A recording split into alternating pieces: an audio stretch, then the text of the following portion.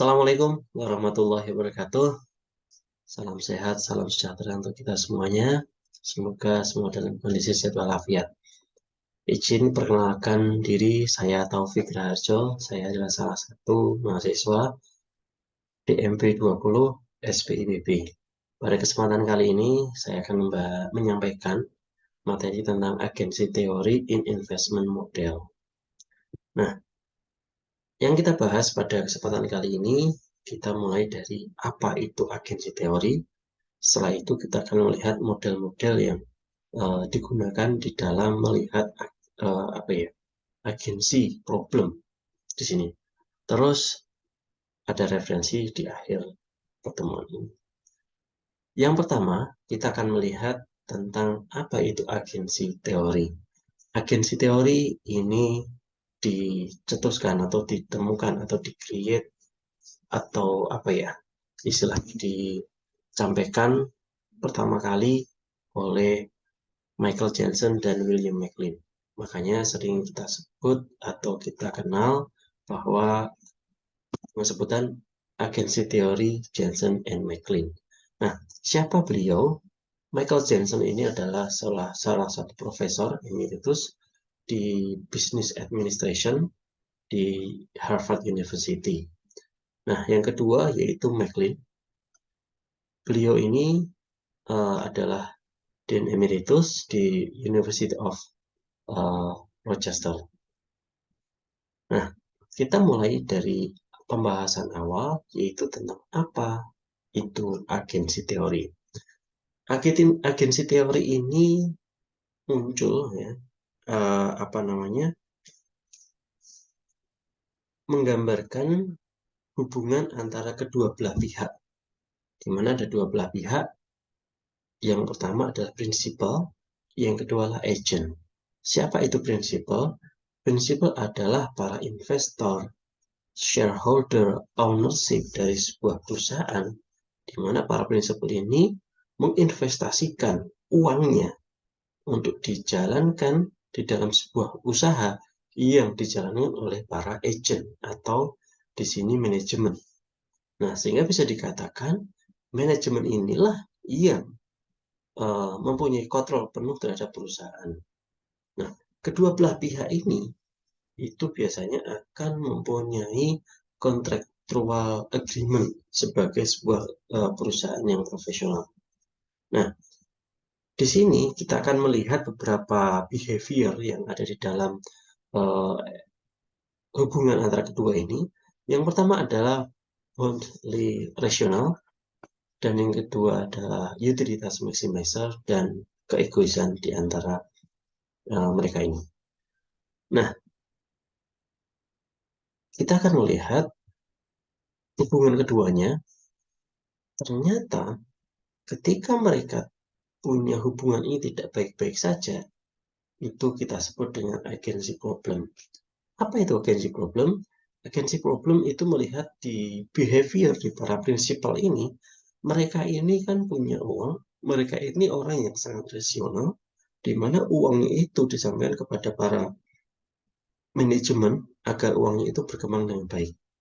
Nah, namun yang terjadi, para prinsipal ini ternyata kondisinya tidak mengetahui informasi yang lengkap tentang perusahaan, tentang manajemen yang akan dia investasikan ini, atau yang dia investasikan ini.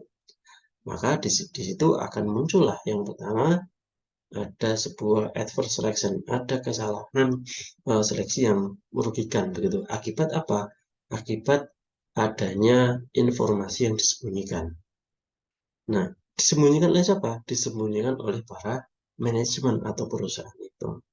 Nah, kenapa kok disembunyikan? Nah, ini karena ada moral hazard. Ada action-action yang disembunyikan oleh para manajemen sehingga manajemen ini atau para agent ini terlihat punya kinerja yang bagus di mata para prinsipal atau para investor itu. Kenapa dia melakukan ini? Karena mereka ini ya sebagai manusia, mereka ini kan bekerja, mereka ini memotong perusahaan, mereka ini punya sifat yang egois, dia mencoba memaksimalkan utility mereka. Nah, di sini muncullah yang namanya information asymmetry. Jadi, si manajemen dia membuat action, tapi actionnya nggak semuanya ditampilkan, tapi ada hidden action yang disembunyikan, sehingga mengakibatkan muncullah hidden information.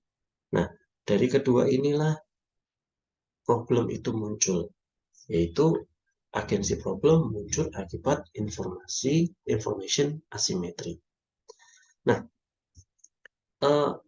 information asymmetry ini bisa dikatakan si prinsipal itu seharusnya tidak selalu percaya, karena sifatnya rasional, tidak selalu percaya kepada para agentnya.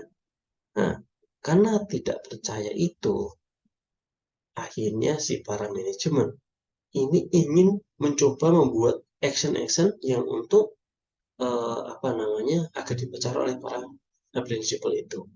Nah, dari kedua hubungan ini muncullah agensi problem, dan agensi problem ini harusnya segera diselesaikan dengan cara apa? Dengan cara mengeluarkan cost atau biaya agensi. Cost atau biaya agensi ini bisa dijabarkan menjadi tiga, yaitu monitoring cost, bounding cost, dan residual cost. Di mana monitoring cost ini dikeluarkan oleh para prinsipal. Prinsipal ini mencoba ingin selalu memonitoring apa yang dilakukan oleh para manajemen. Karena mengingat uang yang ditanamkan oleh para manajemen adalah uang yang harusnya menjadi investasi yang mendapatkan hasil di kemudian hari. Sehingga harus diawasin. Nah, gitu.